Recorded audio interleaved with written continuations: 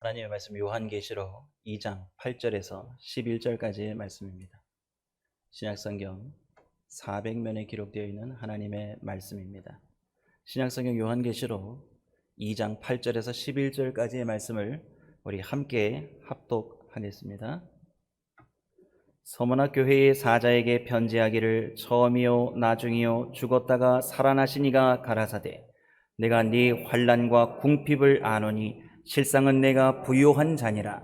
자칭 유대인이라 하는 자들의 회방도 아노니 실상은 유대인이 아니요 사단의 회라. 내가 장차 받을 고난을 두려워 말라. 볼지어다 마귀가 장차 너희 가운데서 몇 사람을 옥에 던져 시험을 받게 하리니 너희가 10일 동안 환난을 받으리라. 내가 죽도록 충성하라. 그리하면 내가 생명의 면류관을 네게 주리라. 귀 있는 자는 성령이 교회들에게 하시는 말씀을 들을지어다. 이기는 자는 둘째 사망의 해를 받지 아니하리라. 아멘. 우리는 계속해서 소아시아 일곱 교회에 관한 말씀을 살펴보고 있습니다. 지난 시간에 에베소 교회의 처음 행위를 가지라라는 말씀의 제목으로 함께 은혜를 나누었고요. 오늘은 소아시아 일곱 교회 가운데에서 유일하게 책망이 없었던 두 교회, 그 가운데 빌라델비아 교회를 살펴보았고, 오늘은 이제 서머나 교회를 살펴보려고 합니다. 서머나 교회의 지정학적 위치라 어떠한 그런 상황들을 우리가 보면 이 교회가 참 어려운 와중에서도 오직 예수님을 향한 그 믿음 하나 지키려고 참 애를 많이 썼다라는 것을 오늘 말씀에서 발견하게 되실 겁니다. 서머나 지역의 지정학적 위치를 보시면 에베소 항구에서 약 80km, 그러니까 한 50마일 정도 북쪽에 있는 해안 도시입니다. 인구가 약 20만에서 30만 명가량 모여서 살았던 고대 사회에서는 대도시입니다. 그런 도시는 물론 부요함이 있었고 풍요가 있었고 그곳에는 많은 우상 숭배가 있었고 당시에 로마 황제를 숭배하는 사상도 팽배했었고 많은 이교도들의 침범도 있었고 그들의 회유도 있었고 신앙인들이 신앙을 지키기가 너무나 힘든 그런 시대가 바로 이 성경이 기록된 AD 90년대, 그러니까 주후 1세기에서 2세기 때 성도님들의 삶입니다. 오늘 지금 서머나 교회의 성도님들의 삶을 살펴보고 그분들이 얼마나 신앙을 지키기 위해 애썼는지, 그리고 그분들이 당한 환난과 궁핍과 핍박과 사단으로부터의 공격이 무엇인지, 그리고 그 교회에 예수님께서 어떤 말씀으로 위로하시고 장차 그러한 교회들에게 앞으로 주님께서 어떻게 그 교회가 나아가야 할지를 방향을 알려주십니다.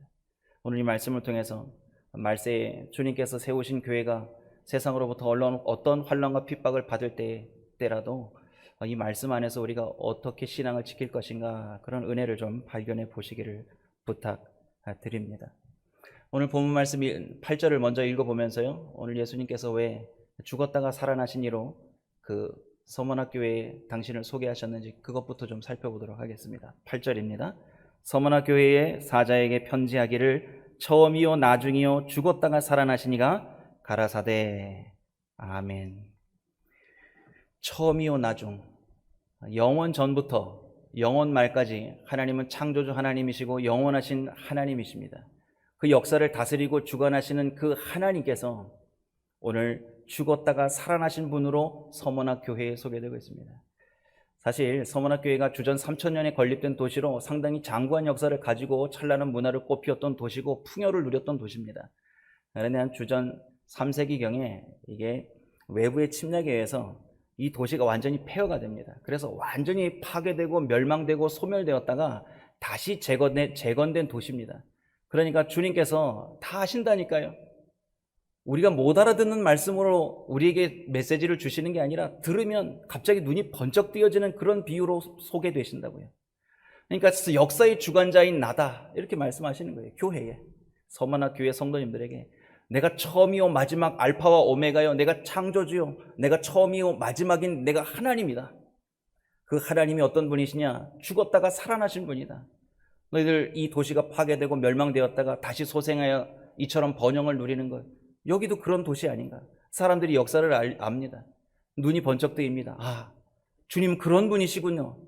귀를 기울이게 됩니다. 사도 요한은 그렇게 주님을 소개하는 겁니다. 그리고 서머나 교회의 상황에 대해서 주님이 다 안다고 말씀하십니다. 어떤 상황이 있었을까요? 서머나 교회는 많은 환난과 궁핍이 있었습니다. 그거 주님이 다 아신다고요. 지난 우리 에베소 교회를 살펴보면서 제가 이 안다라는 표현 꼭 기억해 주시기를 부탁드렸는데 기억나시나요? 자, 우리 또 오이밭에 한번 가볼까요? 자, 두 형제가 오이밭에 갔습니다. 두 친구가요. 야, 다 오이다. 나도 안다. 이거 한번 해볼까요? 가정에서도 한번 따라해 보시죠. 야, 다 오이다. 나도 안다. 네. 오늘 본문에 기록된 말씀, 안다. 내가 안다. 주님께서 안다. 오이다. 내가 함께 너희와 고통, 눈물, 환난, 궁핍 내가 함께 너희와 거하면서 내가 너희의 살림살이 구석구석 다 살펴보면서 얼마나 힘들고 어려운지 내가 다 안다고 주님 말씀하시는 그 표현입니다. 오늘 9절 말씀 다 함께 한번 읽어보겠습니다. 내가 네 환난과 궁핍을 아노니 실상은 내가 부요한 자니라. 자칭 유대인이라 하는 자들의 회방도 아노니 실상은 유대인이 아니요 사단의 회라. 아멘. 오늘 본문에 기록된 너의 뭐와 무엇을 아신다고요? 환난과 궁핍을 아신다고요. 오늘 본문에 기록된 원어 작곡은 제가 뭘 이렇게 난척하려고 그러는 거 아닙니다. 어떤 분은 되게 거부감 느끼시는데요. 알려드리는 거예요. 왜냐하면 말씀을 보면서 원문의 의미를 좀 알면 이해하는 깊이의 맛이 있습니다. 그래서 제가 소개해 드리는 거예요. 오늘 이제 환난이라는 말이 들마신이라는 헬라어입니다. 이건 이 환난은 자기가 뭘 잘못을 해서 죄를 지어서 실수를 해서 당하는 그런 환난이 아닙니다. 이 환난이라는 들마신이라는 단어가 어떨 때 쓰이냐면 이런 의미가 있습니다. 외부적인 압력에 의해서 가슴이 꽉 눌려있는 그런 상태를 들마신이라는 표현을 씁니다. 그러니까 환난이라는 표현을 제가 가끔 제 이제 간증을 조금씩 할 때 어려움을 당할 때 들어 누워가지고 막 이런 생각 저런 생각하면서 가슴이 답답함을 느낄 때 꼭 누워있어도 여기다 맷돌을 하나 얹어놓은 것 같다라는 제가 표현을 드렸습니다. 오늘 여기에 표현된 환난이라는 표현은 그런 겁니다. 가슴이 답답할 정도로 무게감이 눌리는 거예요. 그런데 서문학교의 성도님들이 뭘 잘못해서 사업을 못해서 게을러서 그런 거 아닙니다. 궁핍이라는 단어, 오늘 푸토케이안이라는 단어인데 이 푸토코스라는 말도 성경에 많이 나오는 단어입니다. 가난한 자는 복이 있나니 천국이 저희 것이며 심령이 가난한 자는 복이 있나니 천국이 저희 것이며, 이 가난하다라는 말, 푸토코스라는 말이 이거 완전히 다 망해서 다 빼앗기고 아무것도 없어서 남이 무언가 도와주지 않으면 먹고 살 길이 없는 그 상황을 푸토케이안이라 그럽니다. 그러니까 서문학교의 성도님들은 누가 와서 도와주지 않으면 지금 떼거리를 걱정해야 될 정도로 궁핍 속에 있다는 말입니다. 그 정도로 환난과 궁핍에 있는 거 예수님이 하신다는 거예요. 내가 오이다 한다. 그거 내가 너희와 함께 눈물 흘리면서 같이 굶으면서 같이 가슴 아파하면서 가슴을 치면서 내가 그 속에서 너희와 함께 알고 있다. 주님도 그 고통에 참여하고 계신다라고 말씀하시는 거예요. 그런데 그 정체를 또 하나 밝혀주십니다. 이 원인이 있었다라는 거예요. 이분들이 삶이 게을러서 먹고 살기 위한 노력이 부족해서 그런 거 아닙니다. 환경에 어쩔 수 없는 그 사회 구조에 눌린 거예요. 자기들 스스로 그 길을 선택한 겁니다. 나는 굶고 환난과 궁핍 속에 나락에 떨어져서 애들도 힘들고 나도 굶고 모두가 다 눈물로 이 시기를 보내고 있지만 나는 이 가난과 궁핍 이걸 내가 달게 지겠다라고 선택하신 거예요. 어떻게 알 수 있냐면요, 이분들이 그 시대적 상황 안에서 노력해도 안 되는 시대를 이분들이 산 거예요. 그 노력해도 안 되는 상황을 누가 만들었냐? 유대인들이 만든 겁니다. 그래서 오늘 9절 말씀 중반부 이하에 보시면 유대인의 회를 하나님께서 언급하시는 거예요. 오늘 본문 말씀 9절 중반부에 이런 말씀 있지 않아요? 유대인이라 하는 자들의 회방도 안 오니 실상은 유대인이 아니요 뭐라고요? 사단의 회라. 서머나 지역은 유대인들이 많이 모여서 사는 지역으로 알려져 있습니다. 그래서 초기의 역사책들, 그 당시의 시대적 배경들을 살펴보면 유대인들이 서머나 지역에서 권력층에게 잘 보이기 위해서, 기득권층에게 잘 보이기 위해서 만 데나리온을 헌납을 했던 사실이 있습니다. 그러니까 이 사람들이 소위 말하는 정경유착의 시작이 이 사람들입니다. 보세요. 정경유착이 일어나면 타종교나 그리스도를 따르는 성도님들의 삶이 어떻게 되겠어요? 권력적인 힘을 가지고 억압할 거 아닙니까? 당시에는 상인 조합이라는 게 있습니다. 길드라는 조합이 있어서 거기 가입해야 장사해 먹고 살 수 있습니다. 뭐 지금처럼 대기업이 있어서 거기 취직해서 먹고 사는 그런 시대가 아닙니다. 자립자족해야 됩니다. 나가서 장사를 해야 되면 길드라는 조합에 가입을 해야 되는데 그 조합에서 하는 일이 우상숭배하고 일 시작하는 겁니다. 그리스도인들이 할 수 있습니까? 그거 못한다는 겁니다. 서머나 교인들은 그걸 지켜내기 위해서 스스로 궁핍 속에 어쩌면 들어갔는지도 몰라요. 한술 더 써서 이 유대인들이 정경유착을 통해서 기독교인들을 너무 핍박을 많이 가했습니다. 실제로 그 핍박이 어느 정도 심했느냐, 순교자가 나올 정도로 심했다라는 겁니다. 그러나 이렇게 환난과 궁핍 속에서도 오늘 주님이 말씀하시잖아요. 실상은 너희가 뭐하다고요? 부요하다고요. 우리가 부요하다고요. 우리 같으면 어떻게 기도하시겠어요? 하나님, 어렵습니다. 이 환난과 궁핍을 면할 수 있도록 하나님 기적의 역사를 주시옵소서. 이 고통 중에 있는 이 아픔을 해결해 주십시오. 고쳐 주십시오. 이러고 막 때를 쓰고 금식하면서 막 어디 기도원 같은 데 들어가서 막 기도하고 그러실지도 모르겠어요.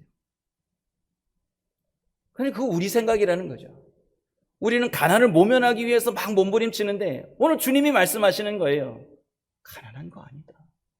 실상은 뭐하다고요? 부요하다고 말씀하시는 거예요. 한번 따라 읽어보시겠어요? 실상은 내가 부요한 자니라. 아멘. 정말 아멘이신가요? 그 아멘하기 쉽지 않습니다. 우리가 첫 번째 시간에 살펴보았던 라오디게아 교회를 한번 떠올려 보십시오. 라오디게아 교회는 계시록 3장 17절에 이 정반대의 평가를 주님께서 내리셨어요. 한 장만 넘기면 있습니다. 요한계시록 3장 17절입니다. 함께 읽겠습니다. 네가 말하기를 나는 부자라 부요하여 부족한 것이 없다 하나 내 곤고한 것과 가련한 것과 가난한 것과 눈먼 것과 벌거벗은 것을 알지 못하도다. 아멘. 여러분, 우리가 신앙생활할 때 정말 우리를 일깨우는 말씀입니다. 나는 하나님께서 복 주셔서 부요함을 얻었다. 사업이 잘 됐다. 자녀가 잘 됐다. 성공했다. 사람들이 권력을 내가 가진 것을 보면서 박수를 쳐준다. 성경 말씀을 보면서 우리가 얼마나 성경과 반대의 길을 가면서 흡족해 하는지 모릅니다. 라오디게아 성도님들은 그렇게 생각했습니다. 우리 교회 부자다. 우리 교회 뭐든지 도울 수 있다. 뭘 할 수 있다. 힘이 있다. 우리에겐 부와 권력이 있다. 우리는 부유하다라고 착각했습니다. 그런데 주님의 생각은 다르셨어요. 주님의 판단은 달랐습니다. 너희 실상 가난한 자라. 너희의 눈먼 것과 가련한 것을 알지 못하느냐. 그게 예수님의 생각, 주님의 판단이셨습니다. 우리는 이상하죠. 주님께서는 부요한 가운데에 묻혀져서 거기에 눈이 멀어서 그 부요함에 빠져있는 사람들을 주님이 가난하다고 하시는데 우리는 주님께서 그거 진리가 아니다. 그 너희가 말하는 부요함은 진짜 부요함이 아니라고 말씀하시는데 우리는 세상에서 부요하다, 세상에서 좋다고 말하는 것 우리가 가져야 속이 시원할 만큼 아직도 우리는 이 안에 그러한 욕망들이 있습니다. 계시록 말씀을 보면서 말세를 살아가는 성도님들이 가져야 될 마음, 정말 참된 가치를 어디에 둬야 되는가? 내가 무엇을 많이 가져야 하나님께서 부요하다라고 인정해 주시는가? 우리의 생각과 주님의 생각이 완전히 다릅니다. 너무나도 다릅니다. 라오디게아 성도님들은 지금 눈물로 함께 기도하면서 이 환난과 궁핍을 면하게 해달라고 기도했으면 하는 그런 관점으로 보게 됩니다. 그러면 주님께서 기적 같은 역사로 이 환난을 면하게 하고 유대인들에게 벌을 주시고 희한한 일들이 일어나서 에스더서에 나타난 것처럼 그 유대인들의 불임절이 기독교 그리스도인들에게도 나타나고 그런 일들이 있어야 되는 거 아닙니까? 극적인 반전이 있어야 되는 거 아닙니까? 그러면 사람들이 환호성을 치지 않습니까? 하나님의 응답받았다고, 하나님의 기적을 맛보았다고.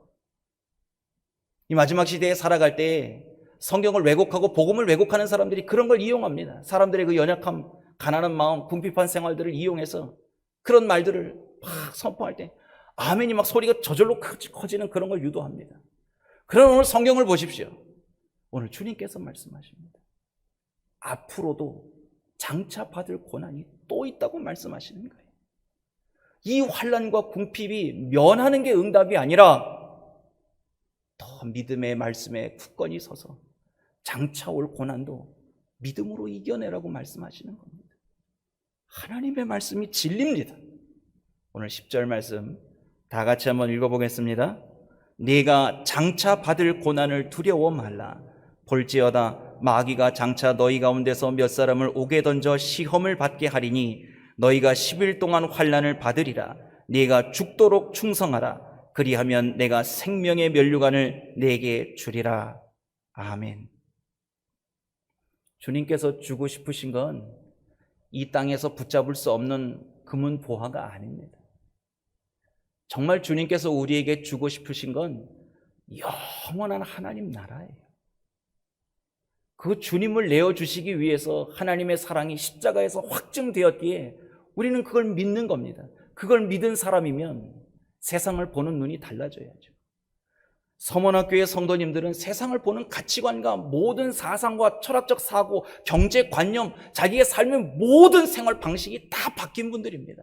그렇기 때문에 참 그리스도인들은 이 말씀을 받을 때에 아멘으로 화답할 수 있는 겁니다. 제가 다시 한번 여쭤보겠습니다. 정말 아멘이십니까? 장차 받을 고난이 있으실 텐데 내가 믿음을 지키고 그리스도인답게 살려고 몸부림치면 칠수록 세상에 조롱을 받고 환난을 받고 고통을 받고 궁핍을 당하고 어려운 일을 당하고 자녀들이 사회 출세를 못하고 많은 어려움이 있으실 텐데 그래도 죽도록 충성하시겠습니까? 충성하시겠습니까? 충성하십시오. 하나님께서 그렇게 우리를 이끌어 가실 때에 생명의 면류관을 주신다고 하지 않습니까? 오늘 본문 말씀 읽을 때에 중반부를 한번 보겠습니다. 어떠한 고난이 예비되어 있는지 10절을 제가 다시 보겠습니다. 내가 장차 받을 고난을 두려워 말라. 볼지어다 마귀가 장차 너희 가운데서 몇 사람을 옥에 던져 시험을 받게 하리니 너희가 10일 동안 환난을 받으리라. 당시 1세기의 자료들을 보면요, 요세비우스라든지 타키투스 같은 그 타키투스 연대기라는 게 있으면 그 책 구하기 힘듭니다. 근데 이제 여기서 아무 데서나 구할 수 있는 게 아마 필립 샤프의 교회사 같은 그런 책에서 거기를 다 인용을 해놨습니다. 그런 인용된 자료들, 그 자료들을 살펴보면 1세기 성도님들이 얼마나 어렵게 신앙생활을 했는지를 알 수 있습니다. 오늘 본문에 나와 있는 너희가 옥에 몇 사람이 갇힌다, 10일 동안 갇힌다. 10일이라는 수 완전수입니다. 유대적인 숫자로 완전수고 묵시록에서 이런 말씀들이 기한을 정한 인용 구절이 많습니다. 구약의 묵시록이 이 말씀 어디서 인용했겠습니까? 다니엘서 1장에 보면 나와 있습니다. 10일의 기한.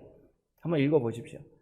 10일의 기한, 정한 기한 동안 옥에 갇히는 일이 있다고 말씀하시는 겁니다. 그 1세기 때의 역사학자들이 기록한 문헌에 보면 1세기 때에 옥에 갇혔다 이러면 감옥살이를 하고 거기서 먹여주고 재워주고 이렇게 하는 게 아닙니다. 옥에 들어갔다 그러면 이 사람은 사형 언도를 내리는 겁니다. 그 죽을 날 받아놓고 있는 사람이 감옥에 있는 사람입니다. 역사를 보면 그렇습니다. 그러니까 옥에 갇힌다, 너희 중에 몇 사람은 옥에 던져진다, 이게 무슨 말씀입니까? 너희 중에 몇 사람 이제 순교할 거라고 말씀하시는 겁니다. 순교할 거라고요. 실제로 서문학교에 우리가 잘 알고 있듯이 이 교회의 유명한 12번째, 벌써 12번째 순교자가 탄생한 그분의 이름 우리가 한번 들어봤습니다. 누구죠? 네, 폴리캅입니다. 그분이 AD 55년, 65년 이쯤에 태어나서 한 AD 155년, 165년, 86세를 사셨어요. 장구한 세월을 살으셨습니다. 그분이 사도 요한의 제자입니다. 그래서 그 사도 요한의 제자 시대를 속사도 시대라고 그러는데 이분이 사도 요한의 제자입니다. 이분이 화형장에서 묶여서 산채로 화형을 당하는 그런 일을 들어보셨을 거예요. 그런 일들이 유독 교회의 지도자들에게만 있었느냐? 그렇지 않습니다. 도미티안 시대에는 예수 믿는 사람들 다 잡아 죽였습니다. 네로 시대 때 여러분 알지 않습니까? AD 60년대 그 시대를 보면 많은 기독교인들이 예수님을 믿고 황제를 숭배하지 않고 그 앞에 절하지 않는다는 이유만으로 그들이 때로는 짐승의 밥으로 찢겨 죽기도 하고요. 때로는 그들이 불에 타 죽기도 했고 사람들의 비서 가운데에서 많은 조롱거리로 죽어갔습니다.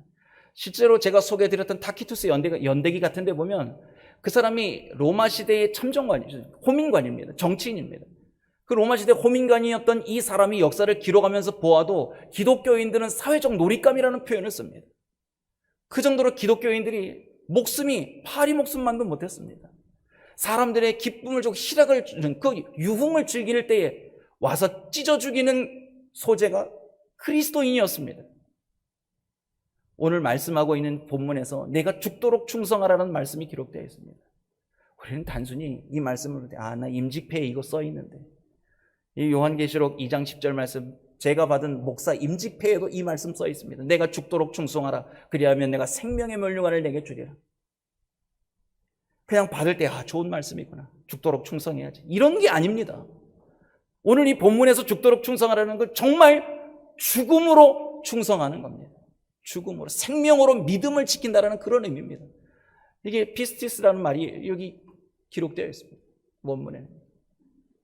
그러면 생각해 보십시오. 정말 신앙생활하는 게 이게 만만한 일이 아니구나. 내가 끝까지 믿음을 지키고, 제가 번번이 한 번씩 말씀드리잖아요. 믿고 죽을래? 안 믿고 살래? 그러면 여러분, 그때 우리 가슴이 뜨거워진다니까요. 갑자기 눈시울이 뜨거워지고 얼굴이 화끈거린다니까요. 나 정말 진짜인지는 그때 가봐야 알 텐데. 예화책에서 저는 봤습니다만, 러시아가 공화정이 무너지고 이렇게 공산화 될 때 있었던 일화인데요. 총 들고 와가지고 예배 드리는데 막 사람들 쫓아내고 그랬던 일이 있었답니다. 저는 러시아 선교 가가지고 진짜 총 들고 쫓아다니는 사람을 봤습니다. 아니, 왜 단기 선교팀이 갔는데 정말 총을 들고 와가지고 경찰서에 데려가가지고 구금을 시키더라고요. 그런 나라입니다, 지금도. 여러분, 지금 이 시대에 그런 일은 없겠지만 한 번쯤 생각해 보십시오. 이 1세기 성도님들 서문학교회를 상상해 보시면서, 오늘 여기에 누가 총 들고 한 사람이 와서 정신이 어떻게 됐든지 누가 어떤 한 사람이 딱 와서 여기서 누가 한 사람만 나와가지고 내 총에 맞아 죽으면 여기 있는 사람 다 살려줄 테니까 누가 나와서 내 총 맞아 죽겠습니까? 그러면 누가 나가실래요?